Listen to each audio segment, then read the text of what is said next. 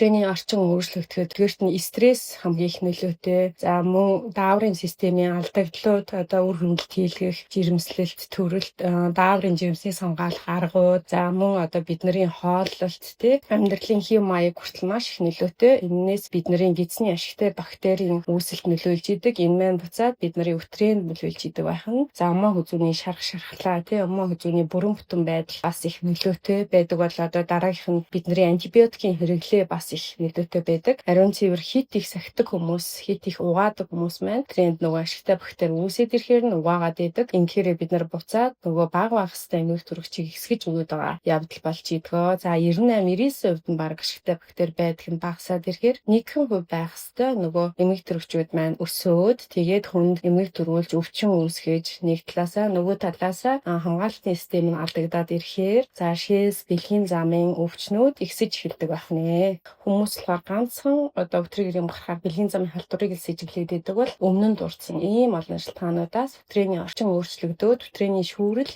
ихсэх багасах өнгөн өөрчлөгдөх тохиолдол байдаг байх нэ. Амьд бактериудын одоо харьцаа хэвийн байхад өтрээний орчин хэвийн байдаг. Тэжүүд маань дур мэдээд бүтээгдэхүүнүүдийг одоо нэлээд ихээр хэрэгэлдэг. Ямар нэг гээл одоо өтрийг чангалах, өтрийг цэвэрлэх зөндөө олон бэлтгэлүүдийг хэрэгэлдэг. Энэ маань өөрөө энэ амьд бактери орчинг маань ингээд өөрчлөд байдаг. Энүүгээрээ болохоор бид нарыг буцаад дахилттай цистит, бөөрийн өрөвсөл гэх мэт дараагийн өрөвслийн үе таалгыг бол ингээд нээж өгдөг байгаа. Тэгэхээр ерөнхийдөө өтрийг хэрэглэх юм бас нөгөө эмчтэйгээ зөвлөлтчиж хэрэглүүл их зүгээр байдаг шүү.